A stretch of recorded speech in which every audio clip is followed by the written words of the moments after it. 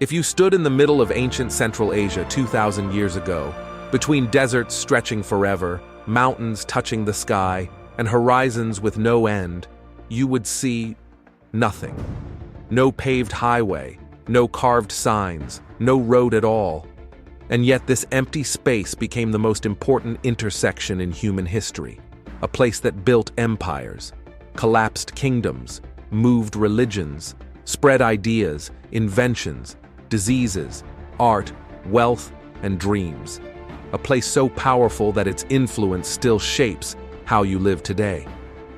We call it the Silk Road, but that name is a modern invention. The people who traveled it didn't think of it as a single route. They didn't think of it as one world. They didn't even think of themselves as part of the same story, but they were, and their invisible thread rewove the entire human experience. So the real question isn't just what the Silk Road traded, but what kind of world it created, and why that world still haunts the one we live in now. The greatest exchange in human history. 1. Geography makes the rules. Long before merchants and caravans, the land itself decided everything. On one side of the world, China, a cradle of invention, bureaucracy, and engineering. A place where silk, paper, gunpowder, and bureaucracy would emerge. On the other side, the West, Persia, India, Arabia, Rome. Civilizations with philosophy, mathematics, astronomy, architecture, and political experiment. Between them, the Taklamakan Desert, the place of no return. The Pamir Mountains, so high travelers risked death from just breathing. The Central Asian steppes, where nomads lived in a constant dance with empire. No one empire could control all of it. No one culture could dominate all of it. And that is why the Silk Road was born, not from unity, but from fragments. The world was too big to conquer, but just small enough to connect. And humans filled the gaps. 2. The first caravans. The Silk Road began not as a grand plan, but as curiosity. A handful of Chinese merchants discovered that the people beyond the Western mountains were willing to trade extraordinary amounts of gold, horses, and precious metals for a shimmering luxury fabric, silk. To the Romans, silk was almost supernatural, light as air, soft as breath, a fabric that became a symbol of power, wealth, decadence, and fear. Roman senators banned it, claiming it corrupted Rome itself. It didn't matter. Silk poured into the empire anyway, and something else flowed in the opposite direction. Horses, glassware, philosophy, art, new forms of governance, and new ways of thinking. Every step of the journey added something. Every middleman transformed the exchange. By the time an idea traveled from Xi'an to Rome, it had passed through dozens of hands, being reshaped, reinterpreted, enriched. The Silk Road didn't just move objects, it remixed the world. 3. Nomads, the hidden power brokers. When we talk about the Silk Road, we imagine merchants, caravans, camels, spices, and silk. But the true power behind it all were the nomads. They were the protectors and the predators, the guides and the gatekeepers, the invisible empire in the middle of every empire. The Xiongnu, the Scythians, the Sogdians, the Turks, and later the Mongols. These steppe peoples controlled the passes, the oases, and the routes that determined who could travel and who could not. They didn't build palaces or leave behind great stone cities.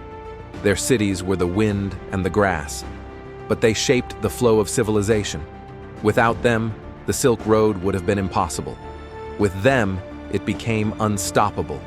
Nomads carried stories, they carried languages, they carried knowledge about lands most settled civilizations had never seen. They connected worlds not through maps, but through memory. They were the real infrastructure, living, breathing roads. 4. Ideas are more dangerous than silk. Silk may have named the road, but ideas defined it. Along these routes traveled Buddhism, reaching China not by armies, but by pilgrims, storytellers, and wandering monks. Christianity, spreading east into Persia and beyond. Islam, moving both west and east, becoming a unifying force from Baghdad to Samarkand. Zoroastrianism, Hinduism, Manichaeism, blending in ways that created entirely new spiritual traditions. The Silk Road became humanity's great conversation, a marketplace not just of goods, but of meaning. Even technologies traveled. Paper-making, gunpowder stirrups, irrigation systems, mathematics, medical knowledge, astronomy. The Silk Road didn't just move objects, it moved possibilities. It made cultures more porous. It created hybrid worlds. But there was a darker side. 5. The spread of disease. The shadow network. The very thing that made the Silk Road powerful, connection, was the same thing that made it dangerous. Plague followed caravans. Diseases jumped from one world to another. The Justinian plague, the Black Death, outbreaks that wiped out entire populations. These weren't random tragedies. They were the direct result of an interconnected world. The Silk Road brought wealth, but it also brought collapse. It created unity, and also spread death. Connection is never neutral. It always has a price. 6. The road begins to fade. By the 14th and 15th centuries, powerful forces reshaped the world. The rise of maritime trade, the fall of the Mongol Empire, the fragmentation of Central Asia, the Black Death's devastation. And finally, the Ottoman Empire's control of Eastern Mediterranean routes. The Silk Road didn't die in a single moment. It slowly lost its heartbeat, but its world never truly disappeared. What did the Silk Road actually create? When we think of the Silk Road, we imagine trade. But what it really created was something far deeper. 1. A connected human mind. It built the first global exchange of ideas, philosophical, spiritual, technological. Civilizations no longer evolved alone. They evolved in dialogue. 2. A world of hybrids, not purities. No culture remained untouched. Everything was borrowed, reshaped, reimagined.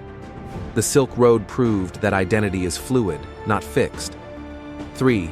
A network that outlived its geography. Even after the physical routes faded, the patterns they created remained. Trade networks, religious exchanges, diplomatic relationships, shared technologies, mutual dependence.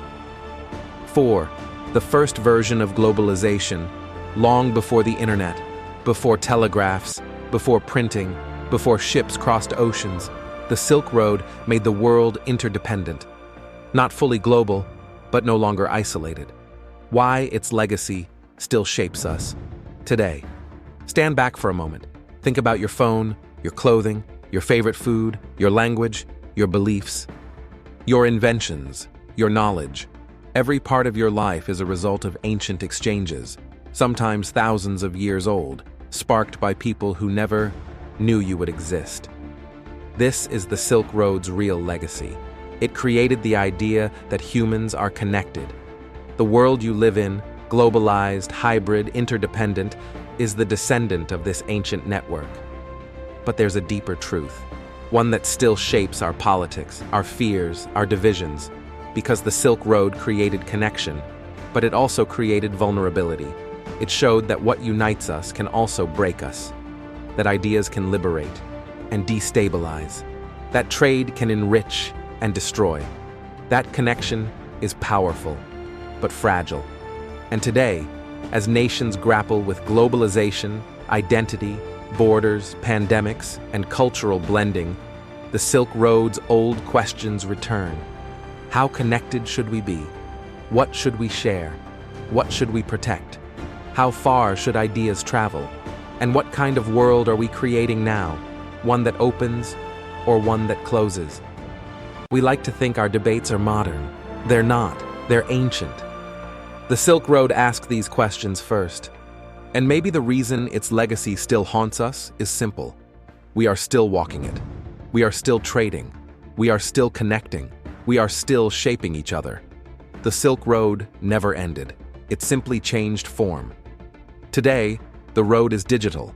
The caravans are ideas. And we, like the merchants, monks, warriors, and wanderers before us, are part of the same human story. A world constantly weaving itself together and constantly asking what that weaving means. Join us on a journey through the ages, where every question becomes an opportunity to discover. Subscribe, Timeless Questions, channel now, and start exploring life's greatest questions with us.